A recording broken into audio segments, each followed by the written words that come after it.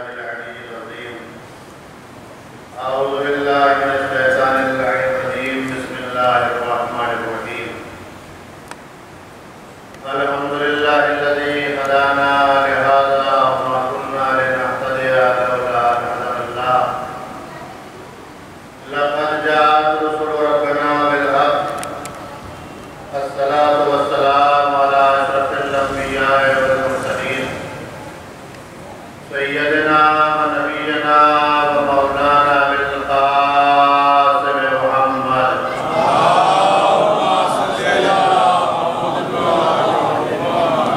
وآل بيته الطيبين الطاهرين المعصومين المظلومين ولعنة الله على أعدائهم أجمعين. أما بعد فقد قال الله تعالى وتبارك في كتاب مبين وأصدق القائلين وهو قول الحق. بسم الله الرحمن الرحيم. لا إكراه في الدين. صلوات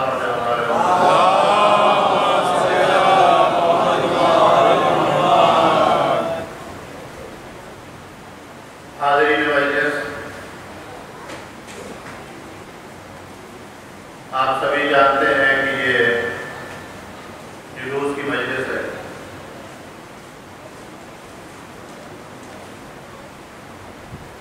اور قوم کے مزاج سے بھی ہر فرد واقف ہے. میں نے چند روز قبل ایک تقریر میں یہ بات کہی تھی کہ جو جہاں پر ہے اسے وہی رہنے دیجیے، اس لیے کہ یہ فرش ادا کسی کا محتاج نہیں ہے، بلکہ ہم محتاج ہیں اس فرش ادا.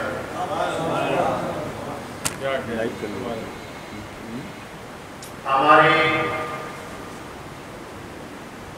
ضرورت ہے یہ فرش ادا.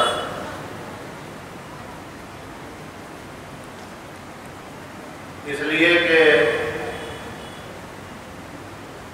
صرف ہم ہی کو عزاداری کا حکم نہیں دیا گیا ہے، بلکہ دنیا میں انسانوں کے علاوہ دوسری مخلوقات بھی ہیں جو عزاداری کرتی ہیں. عزاداری خود اپنے آپ میں ایک تہذیب ہے. عزاداری ایک کلچر ہے. عزاداری ایک تمدن ہے. عزاداری ایک ثقافت ہے. بلکہ اگر آسان لفظوں میں کہا جائے تو آپ یوں بھی کہہ سکتے ہیں کہ عزاداری ایک قانون کی کتاب کا نام ہے.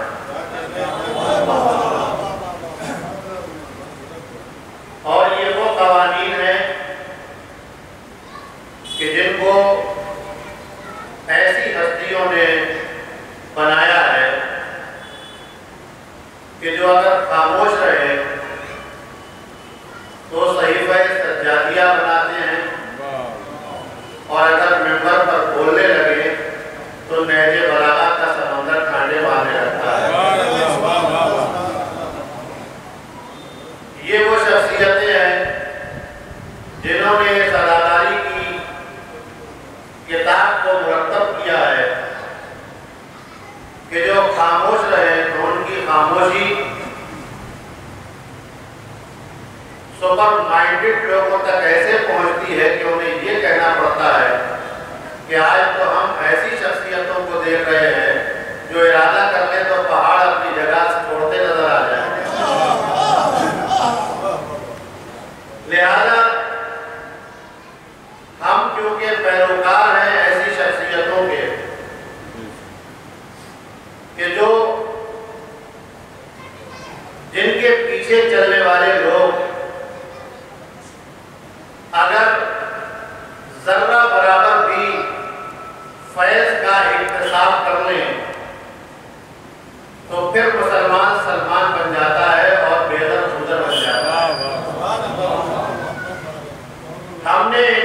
پیچھے چلنے والے لوگوں کو میسم کہلاتے ہوئے دیکھا ہے،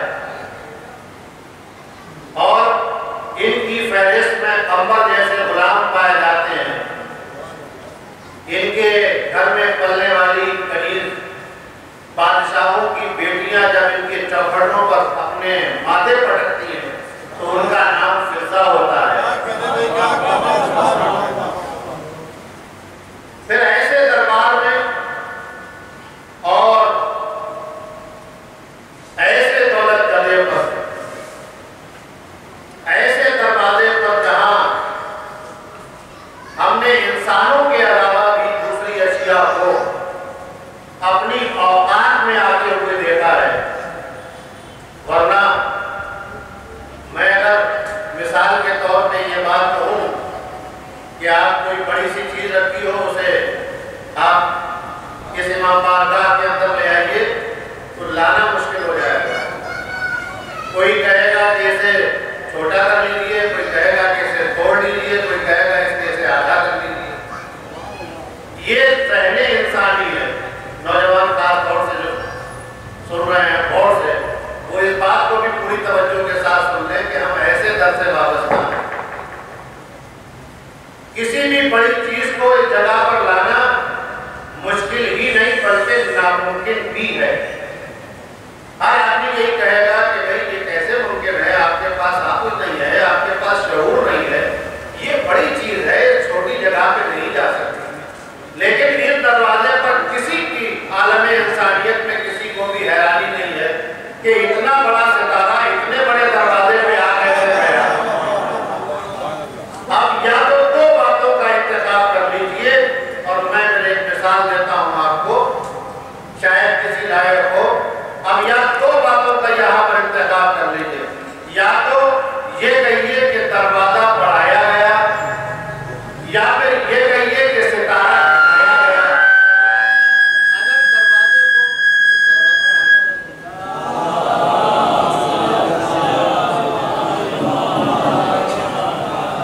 بولے لگا نہیں تو آپ اس سے تیز بولیے تو میں بھی پھر بولے لگا۔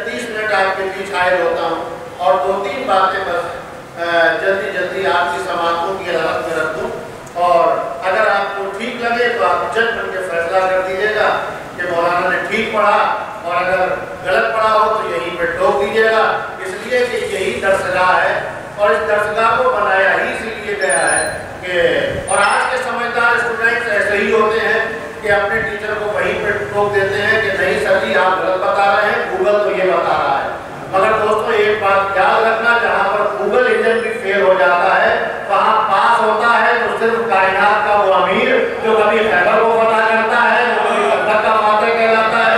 اس لیے کہ پوری دنیا میں گوگل بھی ایک موقع پہ آ کے کہتا ہے کہ مجھے نہیں معلوم ہے, نو رزلٹ کی آواز آ جائے تو سمجھ لیجئے کہ علم نہیں ہے بلکہ جہالت ہے.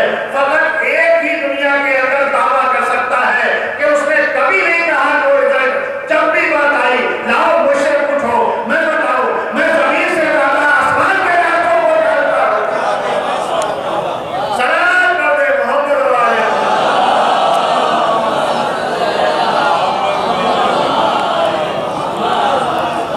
میں زمین سے زیادہ آسمان کے راستوں کو جانتا ہوں. اور یہ ہماری ایک ستم ظریفی یہ لمحے میں سن لیجیے کہ ہم نے علی کی شجاعت کو دیکھا بس, اور ہم نے مولا کے علم کو نہیں دیکھا. ہم نے دو چیزوں پر غور نہیں کیا.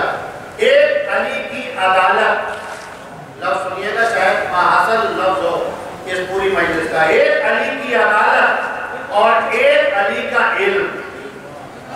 اور دو چیزوں کی وجہ سے بس دشمنی ہے علی سے, اس کے علاوہ کوئی دشمنی نہیں. آپ دیکھ لیجیے بھئی, اگر میں مکتب کا طالب علم ہوں اور مکتب بھی چلاتا ہوں لہذا مجھے اس کا تجربہ ہے, تو میں نے جو مشاہدہ کیا ہے وہ یہ دیکھا کہ کسی بھی اسکول میں اگر کوئی اچھا ٹیچر آ جائے اور وہ ہر مسئلے کا حل کو جانتا ہو, فزکس, کیمسٹری, بایو ہر کوئی پڑھا دے ہو, تو باقی ٹیچر جو ہیں جو ڈپارٹمنٹل ٹیچرز ہوتے ہیں وہ تھوڑا ان سے حسد رکھنے لگتے ہیں, جلن رکھتے ہیں. آپ نے شاید لفظ پر غور نہیں کیا. میں نے آپ کو 1400 برس پرانی تاریخ میں پہنچا دیا تو وہ حسد رکھنے لگتے ہیں, جلن رکھنے لگتے ہیں. تو یہ علم ہے, آپ علم سے کیوں جل رہے ہیں؟ کہ نہیں, کیونکہ ہر بچے کے سوال کا جواب دے دیتے ہیں. اور یہ کہیں کہتے ہیں کہ صاحب ہم کل بتا دیں گے, ذرا دیکھ کے بتائیں گے, ذرا نیٹ پر سرچ کر لیں. ہم نے اس کتاب کا مطالعہ نہیں کیا ہے. اور اس زمانے میں بھی اسی طریقے کے لوگ تھے. کچھ ٹیچر تھے بالکل انکمپلیٹ. اب میرا اس سے زیادہ عمر سے کوئی اور لفظ نہیں کہہ سکتا. کچھ ٹیچر تھے جن کے پاس سارا علم نہیں تھا, اور وہ کئی لوگ تھے اور ان کے پاس مسئلہ پوچھنے جائیں, اچھا کل بتائیں, اور یہ مسئلہ غلط بتا دیا. ایسا بھی بہت بار ہوا ہے, جسے سزا نہیں دینی تھی اسے سزا دے دی, اور جسے دینا تھی اسے چھوڑ دیا. تو یہ بھی ہوا. لیکن اب دو باتیں ہو گئی, دیکھیں علم بھی ہے اور اسی فرض میں عدالت بھی ہے. اسی فرض میں علم بھی ہے اور عدالت بھی ہے. یاد رکھیے وہ عدالتیں کبھی بھی کامیاب نہیں ہو سکتی جو مکمل طور پر عالم نہیں ہے.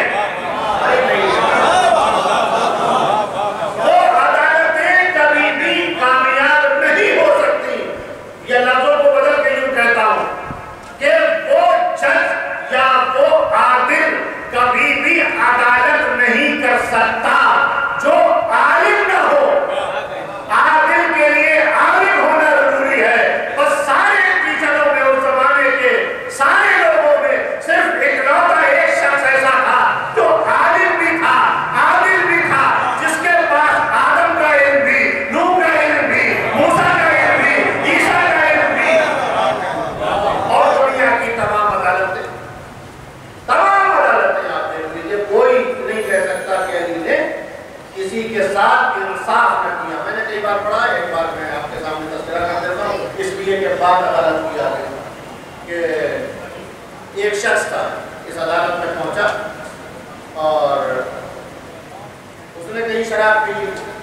تو اس وقت شراب کا قانون جو تھا, دیکھیے بات کی ایک بات سمجھ لیجیے, پڑھے لکھے لوگ یہاں پر موجود ہیں اور بہت آسانی کے ساتھ آپ لفظوں کو سمجھ رہے ہیں, لہٰذا میں لفظوں کو بھی آسانی ہی کے ساتھ کہہ سکتا ہوں. جو قانون بنا کے رکھ دیا گیا سموِدھان میں اور نافذ العمل نہیں ہے, سمجھیے گا, جو قانون ابھی آپ تک پہنچا نہیں ہے اس قانون کے سوال کرتا ہے.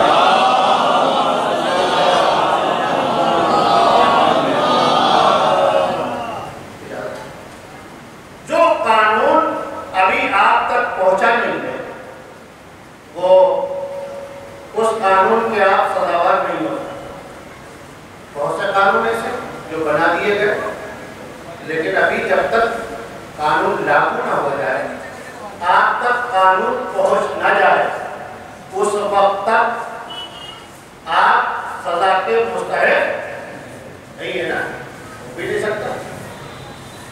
ایک آدمی نے شراب پی، وہ اتفاق سے لایا گیا عدالت میں جس نے شراب پی. اب وہ کمپلیٹ ٹیچر ہے، انہوں نے کیا کیا، اٹھا کے کوڑے برسا دیا اور اتنا اسے زخمی کر دیا کہ وہ چلنے کے لائق نہیں رہے. اب وہ اتفاق سے باہر کہیں کھڑا ہوا تھا تو ادھر سے مولا کا چاہنے والا کمر کا گزر ہوا. مولا نے دیکھا کہ کمر نے دیکھا کہ یہ کیسے کھڑا ہوا تو اسے پوچھا کہ بھائی میں نے شراب پی لی تھی اور انہوں نے مجھے کوڑے برسا دی. یہ انکمپلیٹ والوں کا معاملہ بتا رہا ہوں. تو اس نے کہا چلو میں ایک کمپلیٹ عدالت میں تمہیں لے چلتا ہوں، میں تمہیں ایک ایسی جگہ پہ لے چلتا ہوں جہاں تمہیں انصاف مل جائے. تو عمر لے کے آ گئے اسے. اب آپ دیکھیے جب تک قانون نافذ نہ ہو جائے اس وقت تک آپ سزا کے مستحق نہیں ہیں. تو جب قمر لے کے آ گئے کا مولا سے مولا اسے شیٹ دیا گیا، اس نے کہا کہ قصور کیا ہے، اس نے شراب پی.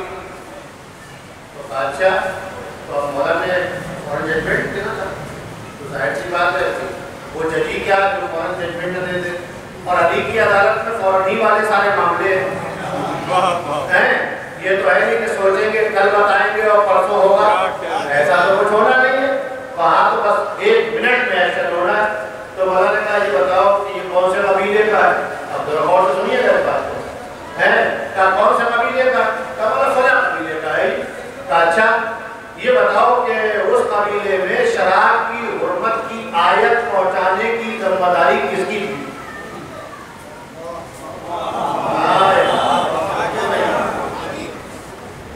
اس قبیلے میں شراب کی حرمت کی آیت پہنچانے کی ذمہ داری کس کی تھی؟ اگر اس کے قبیلے میں شراب کی حرمت کی آیت پہنچی ہے تب تو یہ سزا کا مستحق ہے، اور اگر شراب کی حرمت کی آیت اس کے قبیلے میں نہیں پہنچی تو یہ سزا کا مستحق نہیں ہے.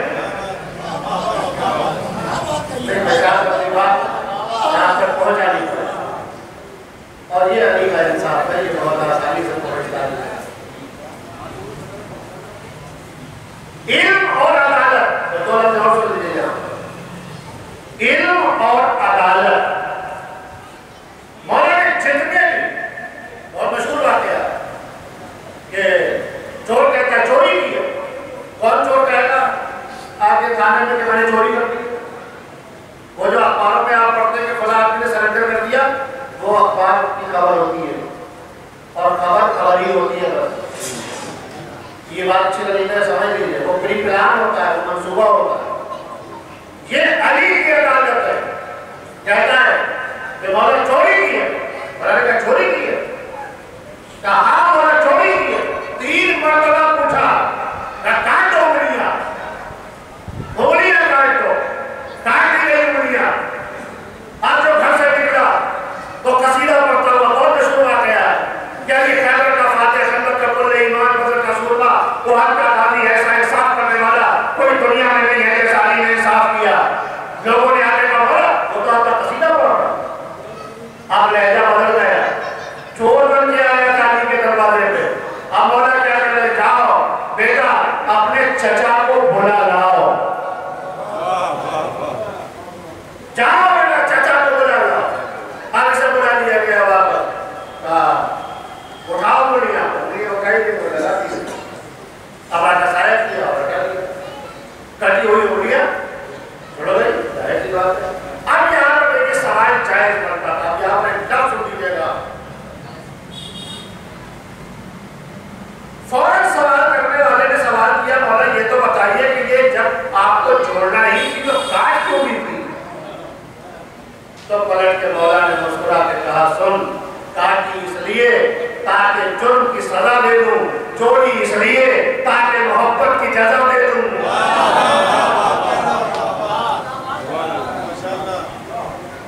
روایت یہ کہتی ہے، علماء سے سنا ہے کہ کوئی بات اچھی لگے تو صلوات پڑھنی چاہیے.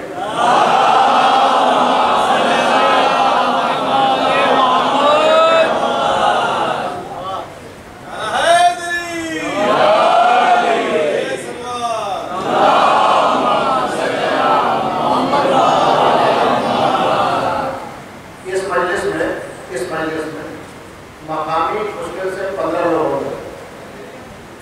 یہ کیا ایجاد نہیں ہے، یہ انتظام ہے قانون نے عزاداری کا، کہ آپ لوگوں کو وہاں سے بلایا ہے عزاداری کرنے کے لیے، جسے برا کرنے والی بات نہیں ہے، یہ آپ کی قسمت ہے۔ اور اب یہ آن لائن چل گیا ہے، آن لائن نے وہاں پہنچا دیا ہے کہ اب گھر پہ بیٹھ کے سارے لوگ آسانی کے ساتھ سن سکیں۔ اور بہرحال میں یہ نہیں کہوں گا کہ نقصان کیا ہے، فائدہ بھی کیا ہے، نقصان بھی کیا ہے۔ میں تو ایک بات جانتا ہوں، نہ کوئی چیز فائدہ مند ہے اور نہ کوئی چیز نقصان دہ ہے، اور استعمال بتائے گا کہ فائدہ مند ہے یا نقصان دہ ہے۔ اب میں مثال دے رہا ہوں، کوئی اتنا جانتا ہوا مجموعہ، دو باتیں میں سنا کے گفتگو کو تمام کرتا ہوں۔ دیکھیے یہ مائع نہ کوئی اچھی چیز ہے اور نہ کوئی بری چیز ہے، یہ جملہ آپ کو یاد رہ جائے، یہ مائع نہ کوئی اچھی چیز ہے اور نہ کوئی بری چیز ہے۔ اگر اسے آپ مجلس کے لیے، اپنی بات کو پہنچانے کے لیے، اپنی اچھی باتوں کو کرنے کے لیے اگر استعمال کریں تو بہت اچھی چیز ہے۔ ہمارے یہاں کیا ہوتا ہے، بڑے بڑے مائک لگا دیے جاتے ہیں اور اندر آواز کم ہوتی ہے اور باہر زیادہ ہوتی ہے۔ یہ عجیب بات ہے کہ جو لوگ آئے ہیں پہلے انہیں تو سنائیے، جو سننا چاہتے ہیں آپ انہیں سنا نہیں رہے، اور جو نہیں سننا چاہتے ان کے سننے کا آپ نے انتظام کر رکھا ہے، تو یہ عجیب بات کرتی ہے۔ لیکن میں اس سے ہٹ کے یہ بات کہہ رہا ہوں کہ یہ مائک نہ کوئی اچھی چیز ہے اور نہ کوئی بری چیز ہے۔ اگر اسے آپ اچھی باتوں کو پہنچانے کے لیے استعمال کیجیے تو بہت اچھی چیز، اور اگر ابھی اس میں گالیاں دینے لگیے، بدتمیزی کرنے لگیے، کسی کو برا بھلا کہنے لگیے، تو آدمی آپ کو تو کہے گا ہی، مائک کو بھی کہے گا کہ بڑا عجیب مائک، غلط ہے نا، تو یہ مائک برا ہو گیا۔ تلوار نہ اچھی چیز ہے، سن لیجیے گا، بہت اہم ترین لفظ ہے، اور ایک لفظ سمجھ لیجیے پوری تاریخ بشریت و آدمیت و انسانیت اگر سمجھ کے نہ آ جائے تو مجلس ہے ہی نہیں، سمجھ لیجیے برا۔ یہ لفظ یاد رہ جائے گا ہمیشہ۔ تلوار نہ اچھی چیز ہے نہ بری چیز ہے، اگر تلوار اپنی حفاظت کے لیے رکھی جائے تو بہت اچھی چیز ہے، اور کسی کو نہ آپ یوں اڑا دیجیے گردن تو بہت بری چیز ہے۔ یہ فرش نہ اچھی چیز ہے نہ بری چیز ہے، اگر بیٹھنے کے لیے استعمال کیجیے تو بہت اچھی چیز ہے، ابھی کسی کو لپیٹ کے بھاگ دیجیے اس میں تو بہت بری چیز ہے۔ لفظوں کو سمیٹ کے تفصیل ختم کر دے رہا ہوں۔ دولت نہ اچھی چیز ہے نہ بری چیز ہے، ذہن قانون بن جائے تو بدعت ہے، فکر خدیجہ بن جائے تو شریعت ہے۔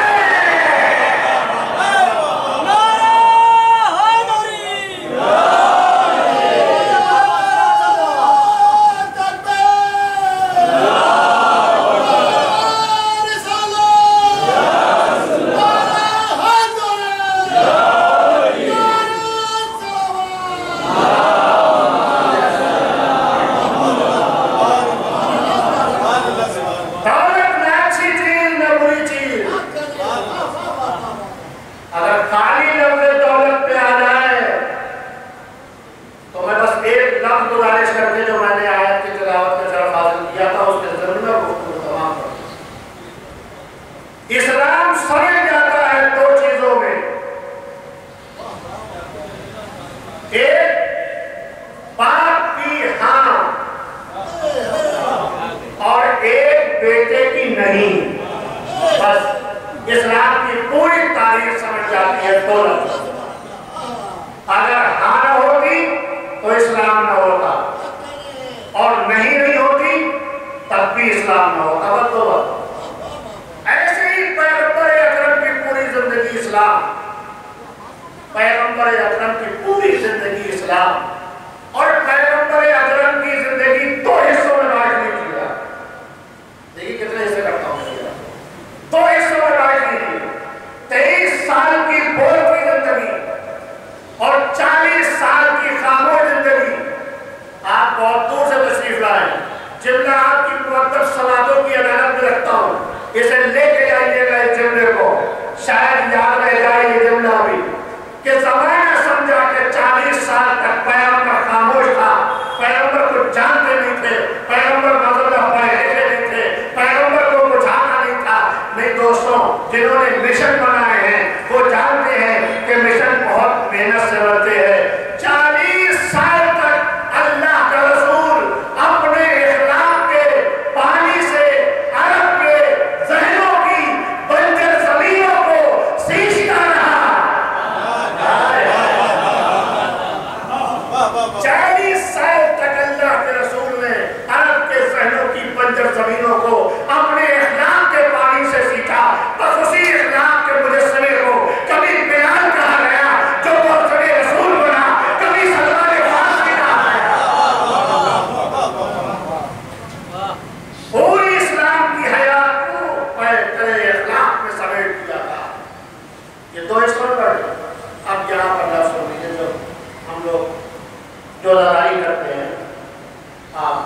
علم دی کہ پیغمبر کی زندگی دو حصوں میں یوں تقسیم ہوتی ہے کہ سارا اسلام ان کی جھولیوں میں ہے کہ جنہوں نے پیغمبر کو پالا، سارا جھگڑا ختم، کوئی جھگڑا نہیں رہ جائے اگر ہم دو چیزیں مان لیں، جنہوں نے پیغمبر کو پالا اور دوسرے وہ جنہیں پیغمبر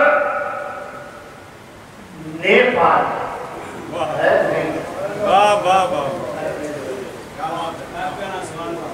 بس لفظ سمیٹ دی میں،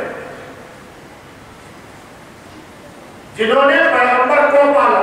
بنائیے فہرست، تو موبائل کا زمانہ ہے، کمپیوٹر آپ کے پاس موجود ہے، بنائیے، لکھیے نام ہے بھائی، شہیدوں کے نام وہاں لکھے ہوئے ہیں انڈیا گیٹ پر، لکھ دیجئے نام ان لوگوں کے، لکھیے پہلے جنہوں نے پیغمبر کو پالا۔ پیغمبر کا مطلب اسلام، کس کی گود میں پلے پیغمبر؟ بلاؤ تاریخ کو پوچھو، تاریخ دانوں سے، بڑے بڑے محدثین سے لاؤ، اپنی حدیثیں لائیں، لاؤ اپنی تاریخ لاؤ اپنی ہسٹری لاؤ، تو عالم انسانیت کی پوری تاریخ آباد دے گی کہ اکلوتا ایک آدمی ہے محمد کو پالنے والا جس کا نام ہے ابو طالب، اس کے علاوہ کوئی دوسرا۔ اور قرآن کہہ رہا ہے کہ جب ہم نے تم کو بیمایا پایا، یتیم پایا تو تمہاری پرورش کی، بیمایا پایا تو دولت دی، غریب بنایا تمہیں ہم نے، دوسرے وہ کہ جنہیں پیغمبر نے پالا۔ یہ بہت بہترین لفظ جو آج تک چلا رہا ہے۔ لیکن کچھ چیزیں ایسی ہوتی ہیں کہ ہم لوگوں کا بھی اب مزاج بدل گیا ہے، اور بدل جانا بھی چاہیے، اس لیے کہ ہمارا ہائی ٹیک ہو گیا۔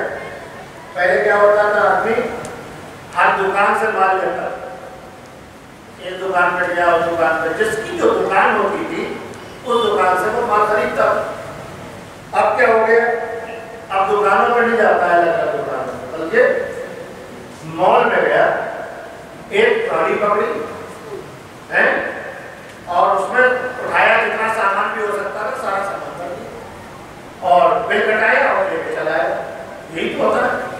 مال میں کیوں جاتا ہے آدمی؟ اس لیے کہ وہاں سارا سامان، ضرورت، زندگی کی ضرورت کا سارا سامان مہیا ہے وہاں، چھوٹی چھوٹی چیزیں، بڑی بڑی چیزیں، کچھ بھی لے لو وہ مال میں لے جائے گیا، اور آدمی شوق سے جاتا ہے، گھوم گھام کے وہ اپنے سامان لیا اور چلتا ہے۔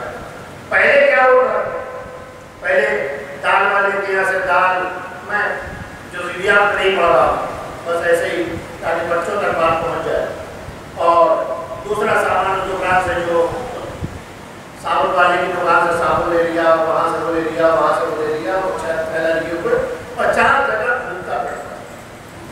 ہماری جو سب سے بڑی پرابلم ہے وہ یہی ہے کہ ہم نے اسلام الگ الگ دکانوں سے لیا ہے، اور شریعت نے کیا کیا کہ بس ایک ہی جگہ، ہم تو تم سے کہہ رہے ہیں نہیں، ہم رہے گا، کیا ضرورت ہے تمہیں وہاں جانے کی؟ وہاں اسلامی ملے گا تمہیں آنا ہے تو یہاں پر آ ایک دروازے پر۔ بس جنہوں نے، ہم یاد رکھیے، جنہوں نے محمد کو پالا اور دوسرے کو جنہیں محمد نے پالا، تو اسلام کی پوری تاریخ دو ہی لوگوں میں سمجھ کے رہ گئی، جنہوں نے محمد کو پالا اور جنہیں محمد نے پالا، بس یہی کو سمجھ کے۔ اب وہاں آپ ساری دکانوں میں گھومتا پھر رہا، اس کی دکان پہ، اس کی دکان پہ، وہاں یہ سامان لیتا ہوا نہیں، ساری دکانوں پہ جانے کی ضرورت نہیں ہے تمہیں۔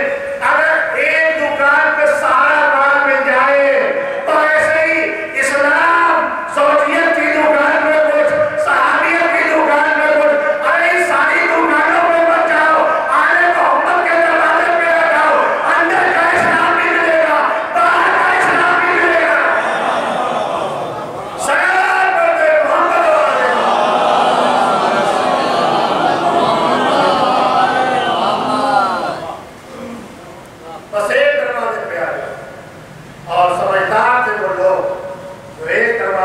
کے بیٹھ گئے. وہ انہیں سمجھداروں میں، سمجھداروں کا نام کبھی خمر تھا، کبھی میسم تھا. یہ لوگ سمجھدار لوگ تھے، بہت روکا گیا اور کوششیں کی گئی کہ یہ کیسے ہی رک جائے. دیکھیے انسان کو انسان آل محمد کے فضائل اور آل محمد کا مرتبہ تو جانتا ہے. آج کے حوالے سے ایک لفظ عرض کر دوں اور 2-3 لفظ مسائل کروں. ائمہ طاہرین علیہ السلام کی زندگی کو ڈائریکٹ سمجھنے کی ضرورت نہیں ہے، بلکہ اگر اہل بیت اطہار علیہ السلام کی زندگی کو سمجھنا ہے تو پہلے ان کے غلاموں کی زندگی کو سمجھنا ہے. پہلے یہ سمجھیے کہ میسم بنے کیسے. پہلے یہ سمجھنے کی کوشش کیجیے کہ سلمان بنایا کیسے. دیکھیے اعتبار بہت مشکل سے پیدا ہوتا ہے اور بہت آسانی سے چلا جائے، اور اعتبار جب چلا جائے تو پھر واپس نہیں آتا. آل محمد کے گھرانے کے پاس جتنے لوگ بھی ملیں گے آپ کو سب محترم ملیں گے، کوئی ایسا نہیں ملے گا. اور جناب میسم کی زندگی آپ دیکھ لیجیے، اتنا اعتبار میسم تو یہ بھی کم تھا اعتبار. اور جناب میسم کا یقین اور اعتبار سمجھیے، اس کے بعد علی کا اعتبار سمجھیے کہ اگر میرے سامنے آسمان کے سر کو پکڑ کر دیے جائیں تب بھی میرے یقین میں ذرہ برابر اضافہ نہیں ہوگا. یہ اور یہ میسم امر. میں ایک لفظ گزارش کرتا ہوں یہاں پر. ہمارے یہاں عام طور سے جو نوکر رکھے جاتے ہیں ان کے معاہدے الگ ہوتے ہیں اور ایسا برتاؤ ہوتا ہے نوکروں سے، ایسا لگتا ہے کہ وہ انسان ہی نہیں. اور پھر ہم یہ چاہتے ہیں کہ ہماری زندگی ویسی ہو جائے. لیکن مسئلہ زندگی ویسے ہونے کا نہیں ہے، مسئلہ زندگی کی کامیابی کا ہے.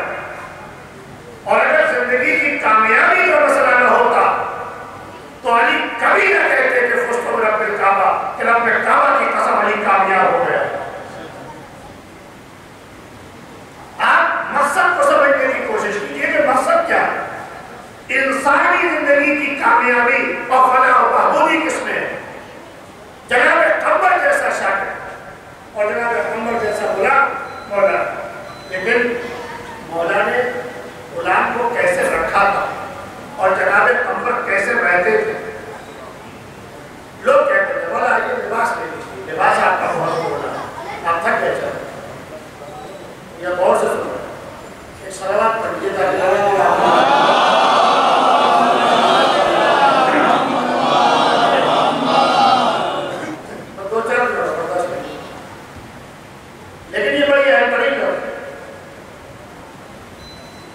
لباس جو ہے آپ کا یہ بوسیدہ ہو گیا. چلیے لباس لے لیجیے. اگر ہم لوگوں کو لباس لینا ہو اور ہمارا کوئی ملازم یا ہمارے ساتھ رہنے والا کہے کہ چلیے جناب لباس لے لیجیے، اور ہم کوئی وزیر مملکت ہو یا کسی عہدے پہ ہو تو اسکارٹ ساتھ میں، گھوڑا گاڑی سب لے کے چلو، گن مین ساتھ میں، تاکہ اثر پڑے. یہ مزاج ہے نا. اب آپ دیکھیے مقابلہ کس سے اور ہم کہتے ہیں قمر جیسے بن جائیں، میسم جیسے بن جائیں. مولا کے غلام ہیں، کیا کہہ رہے ہیں؟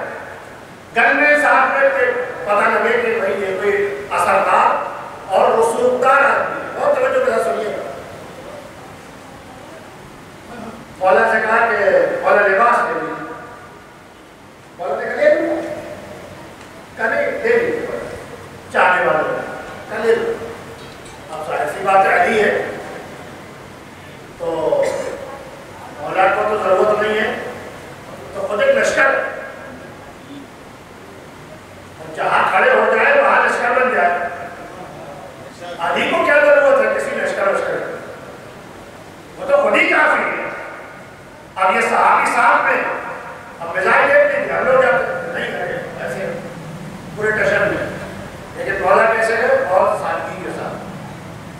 مولا نے لباس دیکھا اور تھوڑی دیر تک دیکھتے رہے. اس کے بعد ایک دکان پہ دوسری دکان پہ پہنچے, پھر لباس دیکھا, پسند نہیں آیا. تیسری دکان پہ تو اب ساتھ چاہنے والے دیکھ گیا ان کا قد کہاں تک ہے اور علی کی منزل کیا ہے. تو ساتھی کہتے ہیں کہ مولا آپ کو لباس پسند نہیں آ رہا. ملک نے کہا کہ نہیں, لباس پسند تو آ رہا, مگر میں یہ دیکھ رہا ہوں کہ میں جس کے یہاں سے لباس خریدوں وہ میرا جاننے والا نہ ہو. آپ بھی اگر آپ تو میری قسمت ہے. میں جس کے یہاں سے لباس خریدوں وہ میرا جاننے والا نہ ہو, کہ کہیں ایسا نہ ہو کہ وہ روب امامت کی وجہ سے مجھے لباس سستا دے دے اور اسے نقصان ہو جائے. میں علی یہ نہیں چاہتا کہ میری ذات سے کسی کو نقصان پہنچے. آپ ذرا مزاج دیکھیے.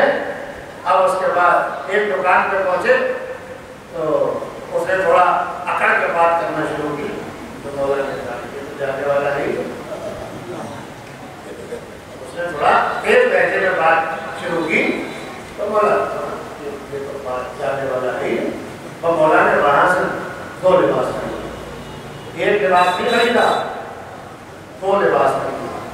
ایک کچھ اچھا تھا اور ایک اس سے کچھ خراب تھا. اب مزاج دیکھ لیجیے, آپ بنانا کیا چاہتے ہیں. آپ اپنے آپ علی بننا چاہتے ہیں, غلام کو کمبر بنانا چاہتے ہیں. یہی تو مزاج ہے. جائیں گے مارکیٹ میں 900 کی شرٹ نکالو, وہ کمپنی والی ہے, وہ اپنے لیے, اور کوئی 150 والی ہے, اچھا نہیں, فٹ پاس سے کس کے لیے, نوکر کے لیے. لیکن یہ ہر مزاج دیکھیے, مگر فرق ہے, نہ کوئی علی بن سکتا ہے اور نہ ہی کوئی کمبر بن سکتا ہے. کمبر بننا بھی بہت مشکل کام ہے, علی بننا تو چھوڑیے, کمبر بننا بہت مشکل کام ہے. مولا نے دو لباس خریدے, ایک کچھ اچھا اور ایک کچھ تھوڑا اس سے ڈاؤن والا. آپ اچھا والا تو خود دیا ہوگا, خیر والا ایسی بات ہے امام ہے, اور خراب والا نہیں. اس کے برعکس اچھا والا کمبر کو دیا, بس لفظ تمام ہے, اور خراب والا اپنے دور پہ ڈالا. فوراً صحابی نے پوچھا, بولے یہ کیا کیا؟ کہا کہ اس لیے کیا تاکہ غلام کو احساس غلامی نہ ہونے پائے.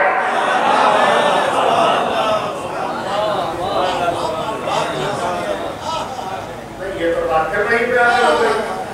آپ نے داد دے دی, میں نے سن لیا, اگر وہ صلوات والا معاملہ تو پھر ختم ہو گیا.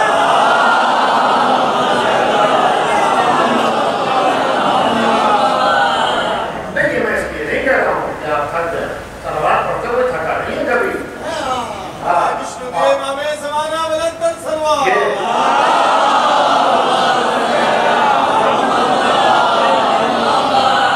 بس میرا وقت تمام ہو گیا اور یہاں سے آپ کا وقت شروع ہوتا ہے.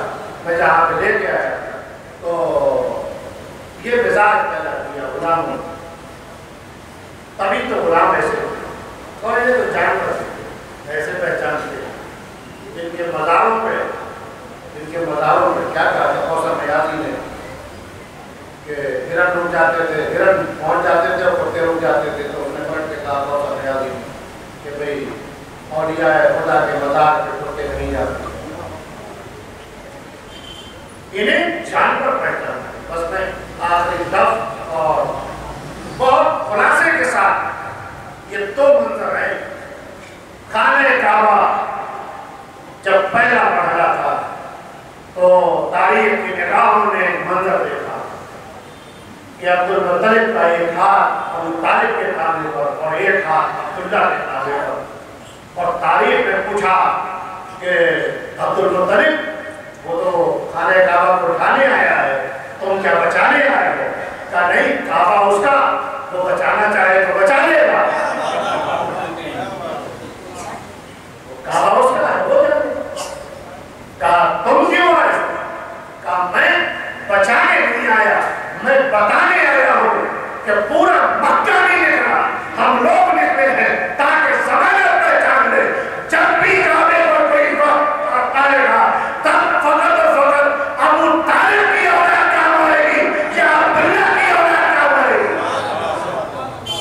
میں یہ پہلا موقع تھا کہ جب ابراہ کا لشکر سامنے تھا اور 2 تلواریں لگی تھی، ابراہ نے جو ہاتھی جس پر سوار تھا وہ، اور اس نے آ کے اپنی سونڈ ابو طالب اور عبداللہ اور عبد المطلب کے ٹانگوں پہ رکھ دی اور خاموشی کے ساتھ چلا گیا۔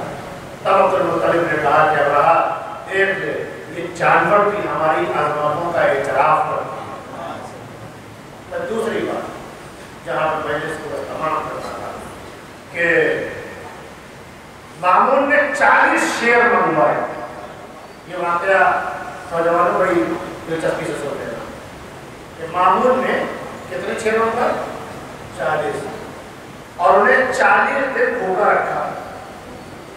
40 دن کتنے بھوکا رکھا؟ 40 دن بھوکا رکھا، اور شیر کتنے تھے؟ 40، اور بڑے سے ایک اس میں ہال میں انہیں بند کر دیا۔ امتحان کس کا تھا؟ وقت کے علی کا امتحان تھا، وقت کے علی کا، بس لفظ تمام ہے۔ اور جب وہ بھوکے ہو گئے تو اس نے سوچا کہ لاؤ تمام کر دیں امامت کو۔ کتنے منصوبے بنائے گئے، حکومتوں کی ساری پالیسیاں لمحوں میں ڈھیر ہو رہی، خاندان عصمت و طہارت کے مقابلے میں۔ اب یہ 40 شیر اور 40 دن کے بھوکے تو ایسی بات ہے، بڑی بات ہے، معمولی بات نہیں ہے کہ اگر کسی کو بھی ڈال دیا جائے تو تمام اس کا کشتا ہے۔ اب یہ حکومت کس کے قدموں میں؟ امامت کے پاس ہے۔ اور آگے کہتا ہے کہ ایک چھوٹا سا کام ہے، کہا بتاؤ، کہا میں نے 40 شیر منگوائے اور آپ چل کے یہ بتا دیجئے کہ کس کی نسل اچھی ہے اور کس کی خراب ہے۔ میں نے 40 شیر منگوائے اور میں یہ چاہتا ہوں کہ آپ بتا دیں، میرے دوستوں لفظ کو دیجیے گا، بہت محنت کی ہے، ضائع مت جانے دیجیے گا اس لفظ کو۔ دیکھو ایک بات تو طے ہو گئی، حکومت بھی جانتی تھی کہ صحیح نسل کا پتہ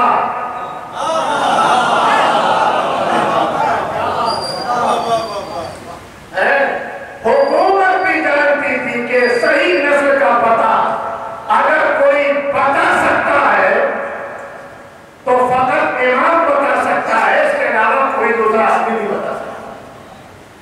تو اس میں امام سے کہا تو ٹھیک ہے، کوئی بات نہیں، چلتا۔ تو کہا کیسے؟ چلو بتا دوں مجھے، چل میں ساتھ حال دے کر بتا دوں۔ تو یہ بولا کہ نہیں، فہم مجھے نہیں جانا۔ تو مولانا نے کہا کہ بھائی میں کسے بتاؤں گا؟ جب تو جائے گا نہیں تو ایسا کر اپنی حکومت کے کسی نمائندے کو ہے۔ تو اس نے سوچا کہ جو گیا تو واپسی کہاں آئے گا؟ حکومت کا نمائندہ بھی کون چلا جاتا تو وہ بھی جانے کے لیے تیار ہے۔ تو مولانا نے کہا یہ تو بتاؤں گا کسے؟ میں تو چلا جاؤں گا، کوئی بات نہیں، ٹھیک ہے میں چلا جاؤں گا وہاں کا، لیکن تو کسی کو بھیج دو تاکہ میں بتاؤں کہ کس کی نسل اچھی ہے اور کس کی نسل خراب ہے، کہ میں تبھی تو بتاؤں گا۔ تو کہتا اچھا ایسا میں وہ روشن دان ہے روزن وہاں سے دیکھ رہا ہوں اور آپ اندر چلے جائیے اور جا کے بتا دیجیے، بس میں تمام فرمائشیں بھی کرنا ہوں۔ کہا ٹھیک ہے، وہ بھی کر دوں گا، ویسے بتا دوں گا۔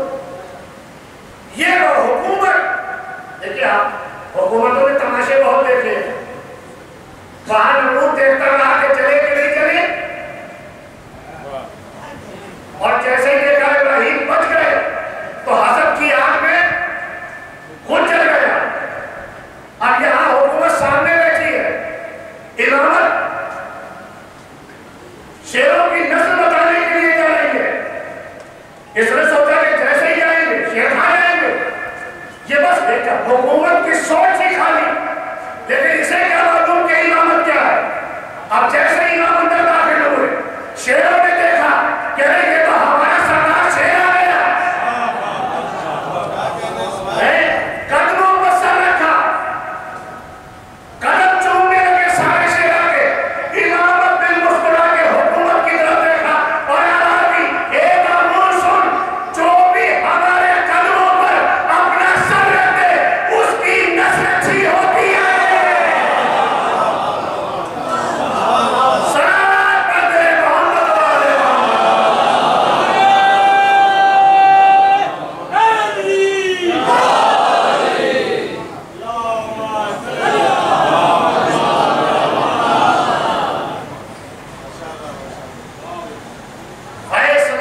अंतिम मरहला था एक लफ्ज में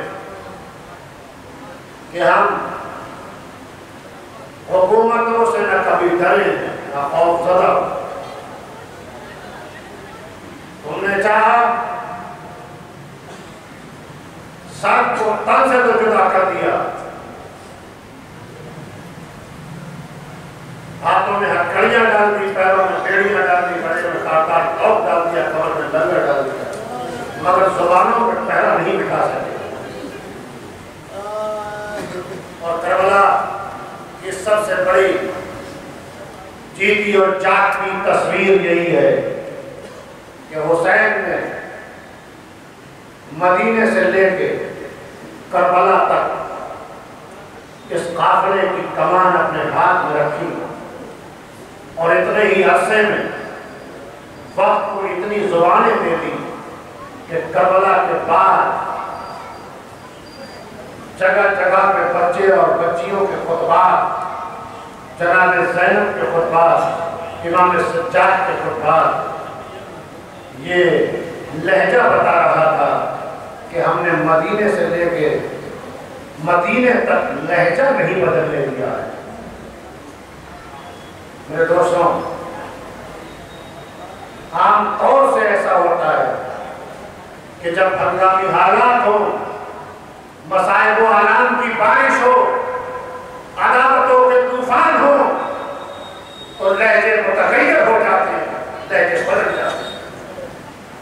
लेकिन आले मोहम्मद का कमाल यही था कि आले मोहम्मद ने हालात कितने भी हंगामी हो गए मगर लहजा नहीं बदल गया।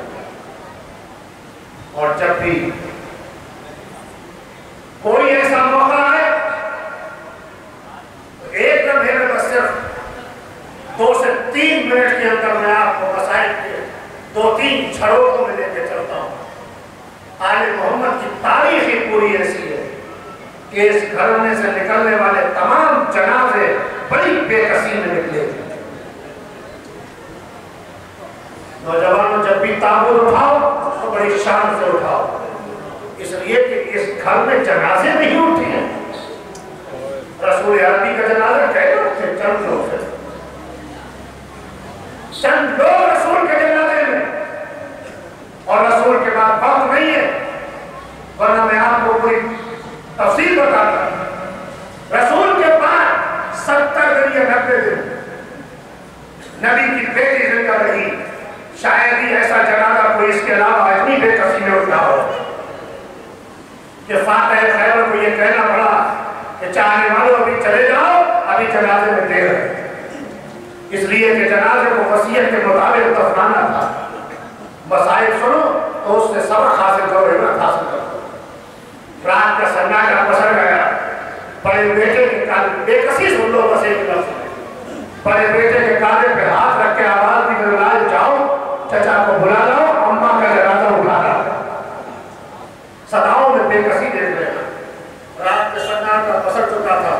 पर्दे शब को चीरता हुआ बड़ा शहजादा सलमान के दरवाजे पे पहुंचा।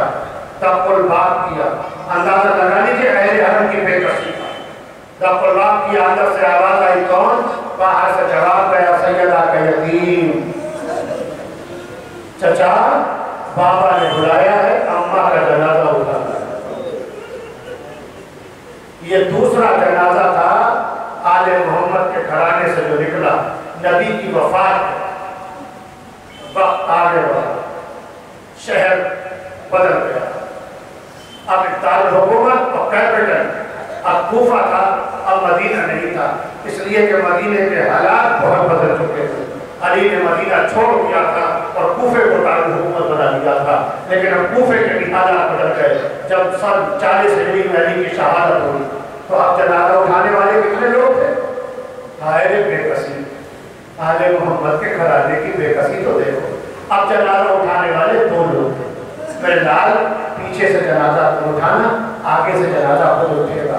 जिधर जिधर जनाजा मुड़ता जाए उधर उधर तुम मुड़ते जाना, और जहां पर मेरा जनाजा ठहर जाए वहीं पर दफन कर देना। और मेरे लाल नफ्स में ये मेरे दोस्तों, और मेरे लाल मेरे आसाने कब्र निकाल देना। हाय रे हाय, कौन कह रहा है कैबर का